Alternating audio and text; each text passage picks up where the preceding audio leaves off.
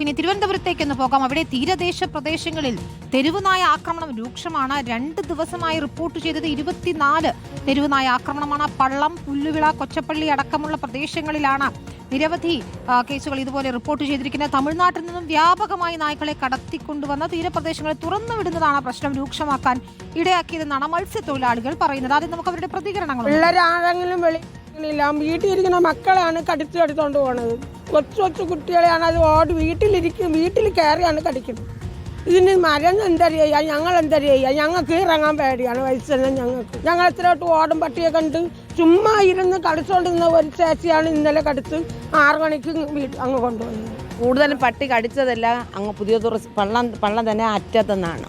വെറുതെ ഇരുന്നാലും ഓടി വന്ന് അത് കടിക്കണം. ആരെങ്കിലും തിരിച്ച് ആ പട്ടിയെ അടിക്കാൻ പോയാൽ അവരെ തിരിച്ച് കടിക്കുന്നു.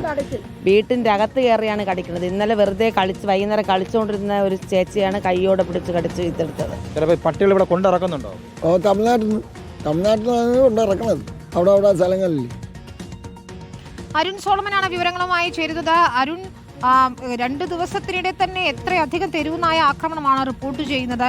ഇവിടെ തന്നെ തെരുവുനായ ശല്യം രൂക്ഷമാണ്. ഇതിപ്പോൾ തമിഴ്നാട്ടിൽ നിന്ന് നായ്ക്കളെ പിടികൂടി ഇവിടെ കൊണ്ടുവരുന്ന ഒരു സാഹചര്യമുണ്ടോ? എന്താണ് ഈ തീരപ്രദേശത്തുള്ളവർ പറയുന്നത്?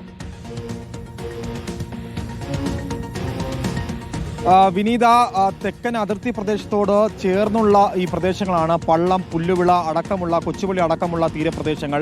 ഈ ഭാഗങ്ങളിൽ ധാരാളം നായകൾ ഇപ്പോൾ അവരുടെ തോത് വ്യാപിച്ചിട്ടുണ്ട് എന്നുള്ളത് തന്നെയാണ് മത്സ്യത്തൊഴിലാളികൾ പങ്കുവെക്കുന്നത്. അതിൻ്റെ അടിസ്ഥാനത്തിലാണ് അവർ പ്രധാനമായും ഒരു ആശങ്ക പങ്കുവച്ചിട്ടുള്ളത്. തമിഴ്നാട്ടിൽ നിന്നും ധാരാളം നായ്ക്കളെ ഈ രാത്രികാലങ്ങളിൽ ലോറികളിൽ കയറ്റി ഈ ഭാഗങ്ങളിൽ ഇറക്കി വിടുന്ന ഒരു പ്രവണത കാലങ്ങളായിട്ടുണ്ട്. മുൻപും സമാനമായിട്ടുള്ള കേസുകൾ നമ്മൾ റിപ്പോർട്ട് ചെയ്തിട്ടുള്ളതാണ്. പക്ഷേ ഇതിൻ്റെ ഒരു യാഥാർത്ഥ്യം പലപ്പോഴും ഇത് നമുക്ക് പുറത്തു കൊണ്ടുവരാൻ കഴിയാത്ത ഒരു പ്രശ്നം, സാങ്കേതികപരമായിട്ടുള്ള പ്രശ്നങ്ങളൊക്കെ ഉണ്ട്. അതിൻ്റെ തെളിവുകൾ നമുക്ക് ഇനിയും കണ്ടെത്തേണ്ടതുണ്ട്. പക്ഷേ അപ്പോഴും മത്സ്യത്തൊഴിലാളികൾ ആശങ്ക വെക്കുന്നത് ഇത് കേരളത്തിലുള്ള നായ്ക്കളല്ല എന്നുള്ളതാണ്. നിലവിൽ തിരുവനന്തപുരത്ത് നേരത്തെ തന്നെ മന്ത്രി MP രാജേഷിന്റെ അധ്യക്ഷതയിലും മൃഗസംരക്ഷണ വകുപ്പിന്റെയും കീഴിൽ ABC പോർട്ടബിൾ ABC പദ്ധതികൾ ആരംഭിച്ചുകൊണ്ട് ഇതിന്റെ വന്ധീകരണങ്ങൾ, അതിന്റെ പ്രവൃത്തികളൊക്കെയും വളരെ വേഗത്തിലാക്കാനുള്ള നീക്കങ്ങൾ ഉണ്ടായിരുന്നു. പക്ഷേ കഴിഞ്ഞ ദിവസങ്ങളിലൊക്കെയും കഴിഞ്ഞ 2 ദിവസങ്ങളിലായിട്ട് ഈ തീരപ്രദേശങ്ങളിൽ പ്രധാനമായും ഈ പള്ളം, പുല്ലുവിള അടക്കമുള്ള പ്രദേശങ്ങളിൽ 30ഓളം കേസുകളാണ് രജിസ്റ്റർ ചെയ്തത്. മറ്റൊന്ന് വിനീത, ഇതിൽ ഏറ്റവും പ്രധാനപ്പെട്ട ഒരു കാര്യം,